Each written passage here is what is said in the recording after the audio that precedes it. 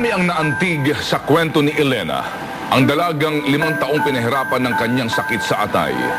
Amin pong ikinalulungkot na ipaalam sa inyo na pumanaw na po si Elena noong March 22.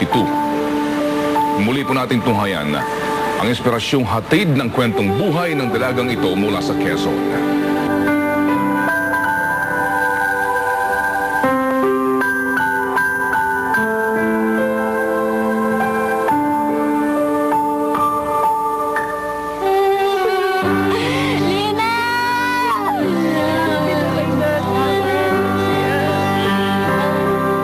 Tila nga po huli na ang lahat ng aming malaman ang sitwasyon ni Elena.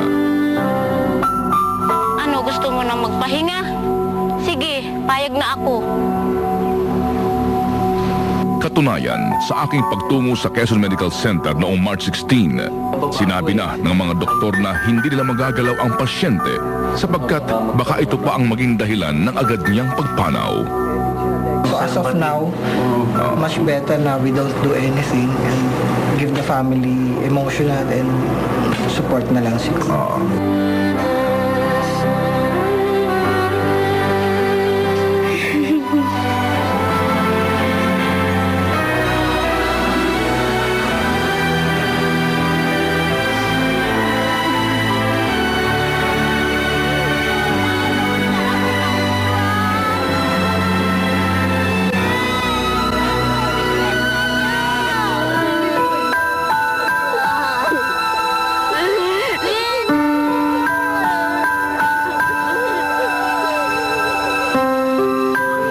Tila nga parang kandilang nauupos si Elena. Ngunit may kahulugan raw ang lahat ng mga pangyayari sa mundo. Si Elena ang naging dahilan para lalo pang magkaisa at magmahalan ang kanyang pamilya. Siya rin ang naging tulay para matupad ang pangarap ng kanyang mga kapatid na makapagtapos ng pag-aaral.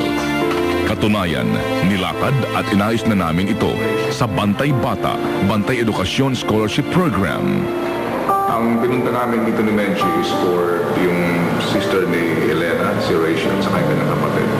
Para yung scholarship ni Rachel, depende sa kursong rekomenda nila Menchie para sa estudyante at sa batang kapatid ng lalaki para sa kanyang high school education. Sigurado na ang pag-aaral sa kolehiyo ni Rachel at sa high school naman ni Jomar. So mga ako ka sa atin mo ngayon, tatapusin mo yung pag-aaral mo pag may scholar ka namin. Pinapangako ko sa atelier na tatapusin ko pag-aaral ko para sa iyo. At ipinapangako ko na magtatapos ako ng pag-aaral para matupad yung pangarap natin para sa ating pamilya. Nabigyan ng kabuluhan ang pagpanaw ni Elena. Si Elena na isang ulirang anak na nag-asam na maihango ang kanyang pamilya mula sa kahirapan.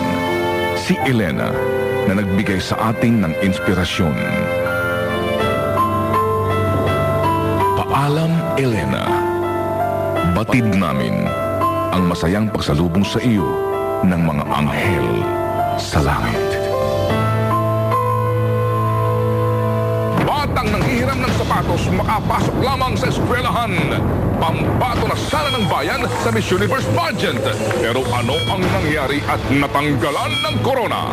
Phylon at Venus Ra maghaharap na!